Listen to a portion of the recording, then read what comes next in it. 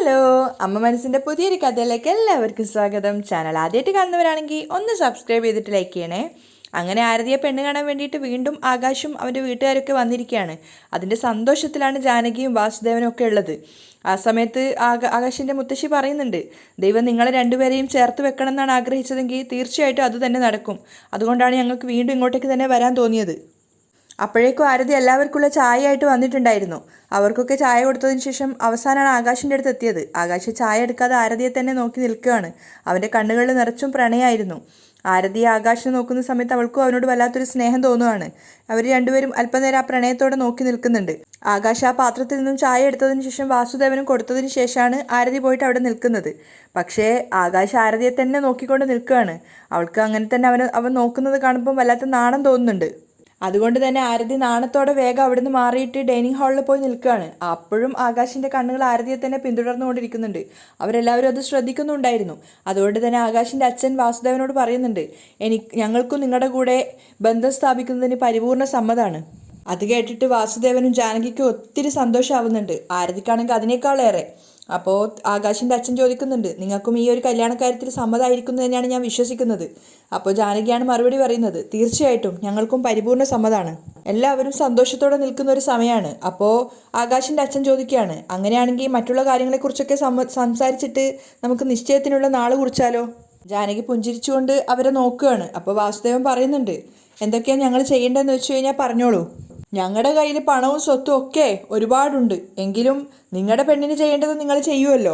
അത് കേട്ട സമയത്ത് ജാനകിയുടെ മുഖം ചെറുതായിട്ടൊന്ന് മാറുന്നുണ്ടായിരുന്നു. അത് മാത്രമല്ല, അയാൾ പറയുന്നുണ്ട്, നിങ്ങൾ അത് മാത്രം ചെയ്താൽ മതി. എന്തായാലും നിങ്ങളുടെ പെണ്ണിനെ നിങ്ങൾ വെറും കൈയോടെ പറഞ്ഞു വിടില്ലല്ലോ. വാസുദേവൻ സമ്മതത്തോടെ നിൽക്കുകയാണ്. അപ്പോഴാണ് അയാൾ പറയുന്നത്, ഏറ്റവും കുറഞ്ഞത് ഒരു 200 പവൻ്റെ സ്വർണ്ണമെങ്കിലും നിങ്ങൾ ഇട്ടു കൊടുക്കും. പക്ഷെ അത് കേട്ട സമയത്ത് ജാനകിയും വാസുദേവനും മുത്തശ്ശിയൊക്കെ ഒരുപോലെ ഞെട്ടിത്തരിച്ച് നിൽക്കുകയാണ്. 200 പവൻ്റെ ഗോൾഡ് എന്ന് വെച്ചാൽ ഈ ഒരു വിലയിൽ ഇത്രയധികം പണം ഉണ്ടാക്കാൻ സാധിക്കുമോ എന്നൊക്കെ ഉള്ളൊരു തോന്നലായിരുന്നു അവർക്ക്. മാത്രമല്ല, അയാൾ പറയുന്നുണ്ട്, ഏറ്റവും കുറഞ്ഞത് ഒരു 50 ലക്ഷം രൂപയെങ്കിലും ക്യാഷും കൊടുക്കുമല്ലോ. അവരുടെ ആ ഒരു സംസാരം കേട്ടപ്പോൾ വാസുദേവൻ ഇങ്ങനെ ഷോക്കായിട്ടിരിക്കുകയാണ്. അപ്പോൾ അയാൾ പറയുന്നുണ്ട്, അത് മതി, അതിൽ കൂടുതലൊന്നും വേണ്ട. വാസു ജാനകിയുടെ മുത്തശ്ശിയുടെ മുഖത്തേക്ക് നോക്കുന്ന സമയത്ത് അവർ രണ്ടുപേരും അതേ ടെൻഷനിൽ തന്നെയാണുള്ളത്. അപ്പോൾ ആകാശിൻ്റെ അച്ഛൻ വളരെ കൂളായിട്ടാണ് സംസാരിക്കുന്നത്, ഞങ്ങളങ്ങനെ വലുതായിട്ടൊന്നും എക്സ്പെക്റ്റ് ചെയ്യുന്നില്ല. ഇനി ഇത് പോരാന്ന് തോന്നി നിങ്ങൾ നിങ്ങളുടെ കുട്ടിക്ക് 250 പവനോ 300 പവനോ അതല്ല 50 ലക്ഷം രൂപയ്ക്ക് പകരം 1 കോടി രൂപ കൊടുത്താലും ഞങ്ങൾക്ക് കുഴപ്പമൊന്നുമില്ല. അയാളുടെ ആ കൂളായിട്ടുള്ള സംസാരം കേട്ടപ്പോൾ വാസുദേവനും ജാനകിയൊക്കെ പേടിച്ചിട്ടാണ് നിൽക്കുന്നത്. കാരണം ഈ ഒരു അവസരത്തിൽ അവരെ കൊണ്ട് ഇത്രയധികം പണവും സ്വർണമൊന്നും കൊടുക്കാൻ സാധിക്കുമായിരുന്നില്ല. ആകാശിൻ്റെ വീട്ടുകാരും വളരെ കൂളായിട്ടാണ് സംസാരിക്കുന്നത്. അവൻ്റെ അച്ഛൻ പറയുന്നുണ്ട്, ഇതൊക്കെ നിങ്ങൾ നിങ്ങളുടെ മകൾക്കും മരുമകനും വേണ്ടി ചെയ്യുന്നതാണല്ലോ. ആരതി വളരെയധികം സന്തോഷത്തോടെയാണ് ഉള്ളത്. കാരണം ഈ ഒരു കാര്യത്തിനെ കുറിച്ചൊന്നും അവൾക്ക് ചിന്തിക്കേണ്ട യാതൊരു കാര്യവും ഉണ്ടായിരുന്നില്ല. അപ്പോൾ ആകാശിൻ്റെ അച്ഛൻ പറയാണ്, നിങ്ങൾ എത്രത്തോളം അവർക്ക് വില വെക്കുന്നോ അത്രത്തോളം വില വെച്ചോളൂ, അതിനൊരു കുഴപ്പമില്ല. ഇതൊക്കെ പറഞ്ഞ് ഇവരെയൊക്കെ ഷോക്കാക്കിയതിന് ശേഷം ആകാശിൻ്റെ അച്ഛൻ അവനോട് ചോദിക്കുന്നുണ്ട്, എന്താ ആകാശ്, നീ ഇപ്പോൾ സന്തോഷത്തിലായോ? നീ ആഗ്രഹിച്ച പെണ്ണിനെ തന്നെ നീ കല്യാണം കഴിക്കാൻ പോവുകയാണ്. ആകാശ് വളരെയധികം സന്തോഷത്തോടെയാണുള്ളത്, അതിനേക്കാൾ ഉപരി ആരതിയും.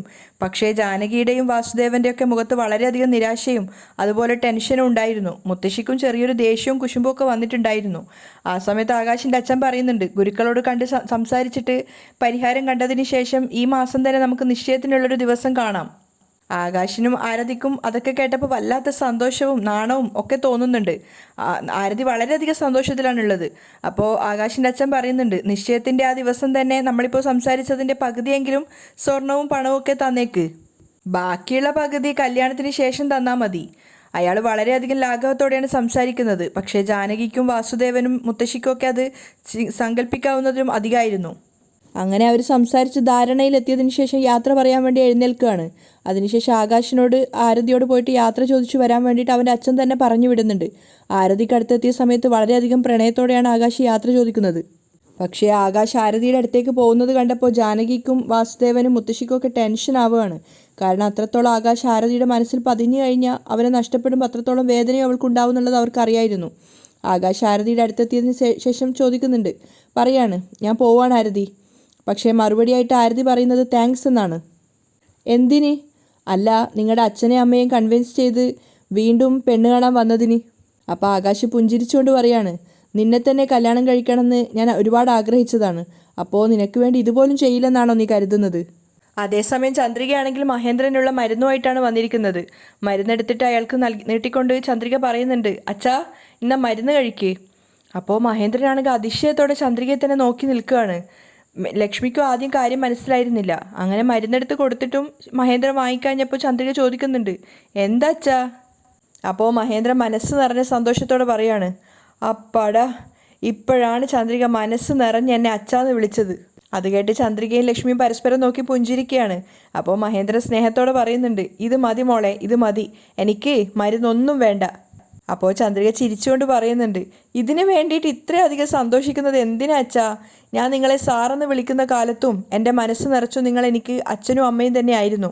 അത് കേട്ട് മഹേന്ദ്രൻ പുഞ്ചിരിക്കുകയാണ്. അപ്പോൾ ലക്ഷ്മിയും പറയുന്നുണ്ട്, അതെന്തായാലും സത്യമാണ് ഏട്ടാ.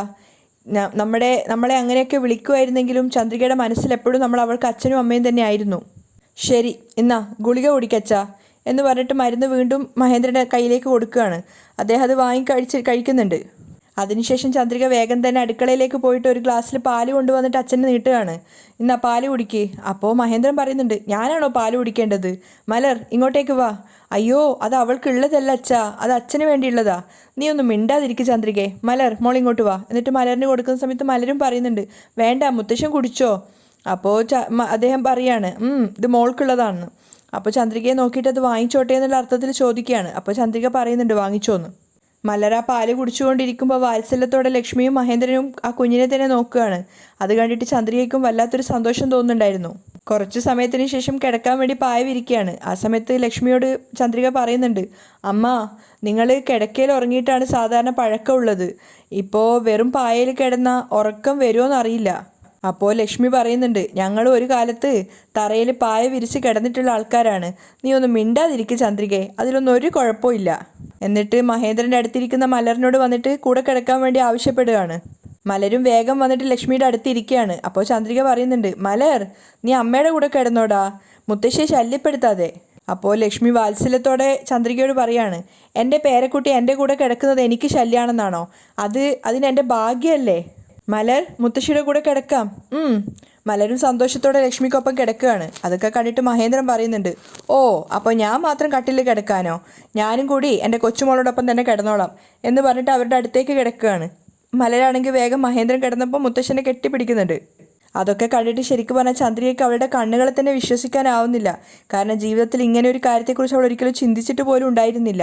അത്രയും ഉയരത്തിലെത്തിയൊരു പ്രതീതിയാണ് ചന്ദ്രികയ്ക്ക് തോന്നിക്കൊണ്ടിരുന്നത്. ആ സമയത്ത് അവളും അവർക്ക് തൊട്ടടുത്തായിട്ട് വേറൊരു പായ വിരിച്ച് കിടക്കുകയാണ്. ചന്ദ്രികയ്ക്ക് വല്ലാത്തൊരു മിസ്സിംഗ് ഒക്കെ തോന്നുന്നുണ്ടായിരുന്നു. അവിടെ കിടന്ന സമയത്ത് അവർ 3 പേരും കെട്ടിപ്പിടിച്ച് കിടക്കുന്നതാണ് ചന്ദ്രിക നോക്കി നിൽക്കുന്നത്. അവൾ ചിന്തിക്കുകയാണ്, ശരിക്കു പറഞ്ഞാൽ മലര് വളരെയധികം ഭാഗ്യമുള്ള കുട്ടിയാണ്. മുത്തശ്ശൻ്റെ നടുക്ക് കിടക്കുന്ന മലരിനെ കാണുമ്പോൾ ചന്ദ്രികയ്ക്ക് തന്നെ ചെറുതായിട്ടൊരു അസൂയ തോന്നുകയാണ്. കാരണം കുട്ടിക്കാലത്ത് ഒരിക്കലും തനിക്ക് അതുപോലൊരു ഭാഗ്യം കിട്ടിയില്ലല്ലോ എന്നൊക്കെ ഓർത്തിട്ട്. ആ സമയത്ത് മലരാണെങ്കിൽ 2 പേരെ മാറി മാറി കെട്ടിപ്പിടിക്കുകയാണ്. കുറച്ച് സമയം കഴിഞ്ഞപ്പോഴേക്കും പുറത്തു നിന്ന് മുത്തശ്ശി വന്നിട്ട് ഇവരുടെ ഔട്ട് ഹൗസിലെ ലൈറ്റിൻ്റെ മെയിൻ സ്വിച്ച് ഓഫാക്കുകയാണ്. അപ്പോൾ ആ മുറിയിലാകെ കരണ്ട് പോയിട്ടുണ്ടായിരുന്നു. അപ്പോൾ തന്നെ ചന്ദ്രിക എഴുന്നേൽക്കുന്നുണ്ട്. അയ്യോ കരണ്ട് പോയല്ലോ, അയ്യോ കരണ്ട് വരെ പോയല്ലോ, എപ്പോൾ വരുമെന്ന് പോലും അറിയില്ലല്ലോ. ചന്ദ്രിക ഇങ്ങനെ സ്വയം ചിന്തിക്കുകയാണ് സങ്കടത്തോടെ. ആ സമയത്ത് മെയിൻ സ്വിച്ച് ഓഫ് ആക്കിയിട്ട് മുത്തശ്ശി വേഗം അവിടെ നിന്ന് രക്ഷപ്പെട്ടിട്ടുണ്ടായിരുന്നു. ചന്ദ്രികയാണെങ്കിൽ എന്താ ചെയ്യാന്ന് ഓർത്തിട്ട് ഇങ്ങനെ നിൽക്കുകയാണ്. മഹേന്ദ്രനും ലക്ഷ്മിക്കൊക്കെ വേർക്കാനും തുടങ്ങിയിട്ടുണ്ടായിരുന്നു. പിന്നെ കൊതുക് കടിക്കാനും തുടങ്ങിയിട്ടുണ്ടായിരുന്നു. ചന്ദ്രിക എന്താ ചെയ്യേണ്ടതെന്ന് അറിയാതെ ഇങ്ങനെ നിൽക്കുന്നുണ്ട്. അപ്പോൾ അവൾ ചിന്തിക്കുകയാണ്, അയ്യോ AC-യിലും കിടക്കയിലും ഒക്കെ കിടന്ന് ഉറങ്ങി ശീലിച്ചവരാണ്, ഇവിടെ വന്ന് കൊതുകടിയൊക്കെ കൊള്ളുവാണല്ലോ, എന്താ ചെയ്യുക? ചന്ദ്രിക എഴുന്നേറ്റ് വേഗം തന്നെ വിളക്ക് കത്തിക്കുന്നുണ്ടായിരുന്നു. പക്ഷേ കുറച്ചു നേരം കഴിഞ്ഞ് അവൾ നോക്കി നിൽക്കെ മഹേന്ദ്രനാണെങ്കിലും ലക്ഷ്മിയാണെങ്കിലും കൊതുകടിച്ചിട്ട് ഉറങ്ങാൻ പറ്റാതെ ബുദ്ധിമുട്ടുകയാണ്. ചന്ദ്രിക എന്താ ചെയ്യേണ്ടതെന്ന് അറിയാതെ ചുറ്റിലും നോക്കിയതിന് ശേഷം പോയിട്ട് കൊതുക് വിരിയുടെ ആ ഒരു നെറ്റ് എടുത്ത് കൊണ്ടുവന്നിട്ടുണ്ടായിരുന്നു. എന്നിട്ട് അവർ കിടന്നതിന് ചുറ്റുമായിട്ട് ചന്ദ്രിക അത് വിടർത്തി വെക്കുകയാണ്. അങ്ങനെ സമാധാനത്തിൽ പോയിട്ട് അവളുടെ പായത്തന്നെ കിടക്കുന്നുണ്ടായിരുന്നു. പക്ഷേ കിടന്നെങ്കിലും ചന്ദ്രിക നോക്കുന്ന സമയത്ത് മഹേന്ദ്രൻ ഉറങ്ങാതെ വേർത്തുകൊണ്ടേ ഇരിക്കുകയാണ്. അവളിങ്ങനെ സങ്കടത്തോടെ ചിന്തിക്കുന്നുണ്ട്, ഫാന് പോലും ഇല്ലാതെ അമ്മയ്ക്കും അച്ഛനും വല്ലാതെ വേർക്കുന്നുണ്ടാവുമല്ലോ, ഇപ്പം എന്താ ചെയ്യുക? അവൾ എഴുന്നേറ്റ് അവിടെ ചുറ്റിലും നോക്കിയതിന് ശേഷം ഒരു വിഷറി എടുത്തു കൊണ്ടുവന്നിട്ട് ആ ഒരു നെറ്റിൻ്റെ ഉള്ളിലേക്ക് ചന്ദ്രിക കയറുകയാണ്. എന്നിട്ട് അവർക്ക് വീശി കൊടുക്കുന്നുണ്ടായിരുന്നു. അവരെല്ലാവരും ഉറങ്ങിയിട്ട് തന്നെയാണുള്ളത്, പക്ഷെ അസ്വസ്ഥതയോടുകൂടിയാണ് ഉറങ്ങുന്നത്. ചന്ദ്രിക അവളുടെ കയ്യിലിരിക്കുന്ന തുണി വെച്ചിട്ട് ലക്ഷ്മിയുടെ മുഖത്തെ വിയർപ്പൊക്കെ തുടച്ചു കൊടുക്കുകയാണ്. അവർ വല്ലാതെ കഷ്ടപ്പെട്ടിട്ടാണ് ഉറങ്ങുന്നത്. ആ സമയത്ത് ചന്ദ്രിക ചിന്തിക്കുന്നുണ്ട്, എങ്ങനെ ജീവിച്ച ആൾക്കാരാ, ഇപ്പോൾ എൻ്റെ കഷ്ടപ്പാട് ഇവർക്ക് മേലെയും വന്ന് പതിച്ചു. അവൾക്ക് വല്ലാത്ത സങ്കടം തോന്നുകയാണ്. അവർക്ക് വീശി കൊടുക്കുന്നുണ്ടെങ്കിലും ഇടയ്ക്ക് ചന്ദ്രികയും മയങ്ങി പോകുന്നുണ്ടായിരുന്നു. പെട്ടെന്ന് ഞെട്ടിക്കൊണ്ടേ അവൾ വീണ്ടും വീണ്ടും വീശി കൊടുത്തുകൊണ്ടേ ഇരിക്കുകയാണ്. ആ സമയത്ത് ആ വീട്ടിലെ സെക്യൂരിറ്റി ഇങ്ങനെ ലൈറ്റൊക്കെ അടിച്ചിട്ട് പുറത്തേക്ക് ഇറങ്ങി നടക്കുകയാണ്, ആരെങ്കിലും കള്ളന്മാരൊക്കെ ഉണ്ടോ നോക്കാൻ വേണ്ടിയിട്ട്. അപ്പോഴാണ് മുത്തശ്ശി തിരിച്ച് വീട്ടിലേക്ക് പോകുന്നത്. സെക്യൂരിറ്റിയെ കണ്ട സമയത്ത് അവരൊരു ചെറിയ മറവിൽ, തൂണിൻ്റെ മറവിൽ അവിടെ നിൽക്കുകയാണ്. ആ സമയത്ത് അങ്ങോട്ടേക്ക് തന്നെ ടോർച്ച് അടിച്ചിട്ട് അയാൾ ചിന്തിക്കുന്നുണ്ട്, ചന്ദ്രികയുടെ വീട്ടിൻ്റെ അടുത്ത് ആരോ നിൽക്കുന്ന പോലെ തോന്നുന്നുണ്ടല്ലോ, ആരാ അത്? അയാൾ ശബ്ദത്തോടെ വിളിച്ചു ചോദിക്കുകയാണ്. അപ്പം മുത്തശ്ശി ചിന്തിക്കുന്നുണ്ട്, അയ്യോ വാച്ച്മാൻ കണ്ടു എന്നാ തോന്നുന്നത്. ആരാന്ന് ചോദിച്ചോ കേട്ടില്ലേ? അയാൾ അങ്ങോട്ടേക്ക് വന്നപ്പോഴേക്കും മുത്തശ്ശി ആ തൂണിൻ്റെ മറവിൽ നിന്ന് മാറി നിൽക്കുകയാണ്. പക്ഷേ മുത്തശ്ശിയാന്ന് കണ്ടപ്പോൾ അയാൾ ചോദിക്കുന്നുണ്ട്, അമ്മ ഈ സമയത്ത് ഇവിടെ എന്താ ചെയ്യുന്നത്? അപ്പോൾ അവർ ദേഷ്യത്തോടെ വാച്ച്മാൻ്റെ അടുത്ത് പറയാണ്, ശബ്ദം ഉണ്ടാക്കല്ലേ. അപ്പോൾ അവരുടെ കയ്യിലുള്ള ഫ്യൂസ് കണ്ട സമയത്ത് അയാൾ ചോദിക്കുന്നുണ്ട്, അമ്മ ഇത് ചന്ദ്രികയുടെ വീട്ടിലെ ഫ്യൂസ് അല്ലേ, ഇതെന്താ നിങ്ങളുടെ കയ്യിൽ? ഇങ്ങോട്ട് നോക്ക്, അത് നിനക്കറിയേണ്ട ആവശ്യമുള്ള വിഷയമല്ല. മുത്തശ്ശി അവനോട് തർക്കിക്കുകയാണ്. അപ്പോൾ വാച്ച്മാൻ പറയുന്നുണ്ട്, അതല്ല അമ്മ, ചന്ദ്രികയുടെ വീട്ടിലാണ് സാറും മാഡം ഉള്ളത്. കറണ്ട് ഇല്ലാതെ അവർ വല്ലാതെ ബുദ്ധിമുട്ടും മാഡം. അപ്പോൾ മുത്തശ്ശി തിരിച്ചു ചോദിക്കുന്നുണ്ട്, സാറും മാഡവും കഷ്ടപ്പെടുത്തുന്നത് അവിടെ ഇരിക്കട്ടെ, നിനക്കിവിടെ ജോലിക്ക് നിൽക്കണോ അതോ വേണ്ടയോ? അയ്യോ എന്തൊക്കെയാ മാഡം ഈ പറയുന്നത്? ഇങ്ങോട്ട് നോക്ക്, ഞാൻ ഈ ഫ്യൂസ് ഊരിയ വിവരം പുറത്താരെങ്കിലും അറിഞ്ഞാൽ നീ ഇനി ഈ വീട്ടിൽ ജോലിക്കുണ്ടാവില്ല. മേഘയോട് പറഞ്ഞേ നാളെ തന്നെ നിന്നെ ജോലിയിൽ നിന്നും പറഞ്ഞു വിടും. അപ്പോൾ അയാൾ യാചിക്കുകയാണ്, അയ്യോ എനിക്ക് ഭാര്യയും മക്കളൊക്കെ ഉള്ളതാണ് മാഡം, ദയവ് ചെയ്ത് അങ്ങനെയൊന്നും ചെയ്യല്ലേ. അങ്ങനെയാണെങ്കിൽ ഈ കാര്യത്തെക്കുറിച്ച് നീ ഒരാളോട് പോലും ഒരക്ഷരം പോലും ശബ്ദിക്കരുത്. അപ്പോൾ അവനും പേടിച്ച് ഭയന്നുകൊണ്ട് പറയുകയാണ്, എന്തിനാ ഇങ്ങനെയുള്ള വിഷയങ്ങളിലൊക്കെ ഞാൻ ഇടപെടുന്നത് മാഡം? ഇതിനെക്കുറിച്ച് ഞാൻ ആരോടും പറയില്ല മാഡം. ആ ഒരു പേടി എപ്പോഴും വേണം. പോയിട്ട് നീ നിൻ്റെ ജോലിയെ നോക്ക്. ശരി മാഡം. അയാൾ ഭയന്നുകൊണ്ട് അവിടുന്ന് പോവുകയാണ്. അപ്പോൾ മുത്തശ്ശി ചന്ദ്രികയുടെ വീടിന് നേരെ നോക്കിയിട്ട് പറയാണ്, എൻ്റെ പേരക്കുട്ടിയോട് വീട് വിട്ട് പോവാനോ? എല്ലാവരും കൊതുകടി കൊണ്ട് ചാവ്. മഹേന്ദ്രനോടും ലക്ഷ്മിയോടും അത്രയേറെ ദേഷ്യം ഉണ്ടായിരുന്നു മുത്തശ്ശിക്ക്. അതേസമയം നേരം വെളുത്തപ്പോഴും ചന്ദ്രിക അതേ ഇരിപ്പിരിക്കുകയാണ്. ഉറക്കത്തിലും അവളിങ്ങനെ കൈകൊണ്ട് വീശിക്കൊണ്ടേ ഇരിക്കുന്നുണ്ട്. നേരം വെളുത്തപ്പോൾ ലക്ഷ്മിയാണ് ആദ്യം ഉറക്കം ഞെട്ടിയത്. ലക്ഷ്മി നോക്കുമ്പോൾ തങ്ങളൊരു നെറ്റിൻ്റെ ഉള്ളിലാണുള്ളത്. അതിന് പുറമെ ചന്ദ്രിക ഇരുന്നിട്ട് വീശറി കൊണ്ട് വീശിക്കൊണ്ടിരിക്കുകയാണ്. ചന്ദ്രിക മോളെ. പെട്ടെന്നാണ് ചന്ദ്രിക ഞെട്ടി എഴുന്നേക്കുന്നത്. ഇതെന്താ ഉറങ്ങാതെ ഇവിടെ ഇരുന്നിട്ട് വീശിക്കൊണ്ടിരിക്കുന്നത്? അത് രാത്രിയിൽ കരണ്ട് പോയമ്മ. അതിന് പുറമെ കാറ്റും ഇല്ല, കൊതുകടിക്കുകയും ചെയ്യുന്നുണ്ടായിരുന്നു. നിങ്ങളും സാറും ഉറങ്ങാൻ പറ്റാതെ വല്ലാതെ ബുദ്ധിമുട്ടായിരുന്നു, അതുകൊണ്ടാണ് ഞാൻ വീശിക്കൊണ്ടേ ഇരുന്നത്.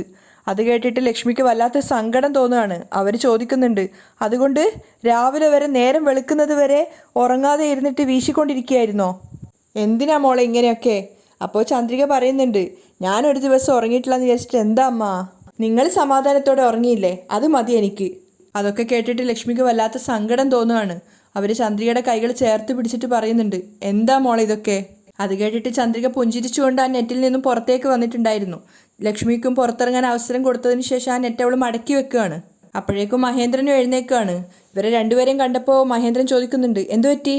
അപ്പോൾ ലക്ഷ്മിയാണ് പറയുന്നത്, ഇന്നലെ രാത്രി കരണ്ട് പോയി. അപ്പോൾ കൊതുകടിക്കുന്നുണ്ടായിരുന്നു, അതുകൊണ്ട് നമുക്ക് രണ്ടുപേർക്കും ഉറങ്ങാൻ കഴിയില്ലെന്ന് കരുതി രാവിലെ വരെ നേരം വെളുക്കുന്നത് വരെ നമുക്ക് രണ്ടുപേർക്കും വീശി തരുമായിരുന്നു ചന്ദ്രിക.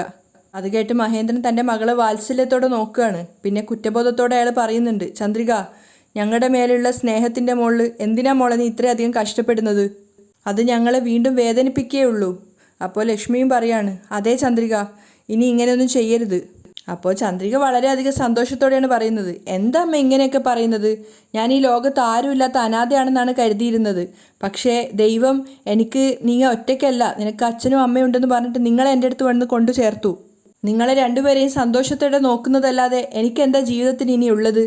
അപ്പോൾ അവർ രണ്ടുപേരും സങ്കടത്തോടെയും കുറ്റബോധത്തോടെയും തലതാഴ്ത്തുകയാണ്. അപ്പോൾ ചന്ദ്രിക പറയാണ്, ഒരു നിമിഷം, ഞാൻ നിങ്ങൾക്ക് രണ്ടുപേർക്കും കോഫി ഉണ്ടാക്കി കൊണ്ടുവരാം. ശരി. അങ്ങനെ ചന്ദ്രിക അടുക്കളയിലേക്ക് പോയ സമയത്ത് മഹേന്ദ്രൻ വാത്സല്യത്തോടെ അവളെ തന്നെ നോക്കിക്കൊണ്ട് നിന്നിട്ട് ലക്ഷ്മിയോട് പറയുന്നുണ്ട്, നോക്ക് ലക്ഷ്മി, നമുക്ക് കൊതുക് അടിക്കരുതെന്ന് വിചാരിച്ചിട്ട് കൊതുക് വല കൊണ്ടുവന്നിട്ടു. കരണ്ട് ഇല്ലാത്തത് കൊണ്ട് രാത്രി മുഴുവൻ ഇരുന്ന് നമുക്ക് വീശി തന്നു. ഇതുപോലൊരു മകളെ കിട്ടാൻ സത്യം പറഞ്ഞാൽ നമ്മൾ അത്രയേറെ ഭാഗ്യം ചെയ്ത വ്യക്തികളായിരിക്കണം ലക്ഷ്മി. ലക്ഷ്മി അത് സമ്മതിക്കുകയാണ്. അവർ രണ്ടുപേരും ചന്ദ്രികയെ നോക്കുന്നുണ്ടായിരുന്നു. അവിടെയാണ് ഇന്നത്തെ എപ്പിസോഡ് വൈൻഡപ്പ് ചെയ്യുന്നത്.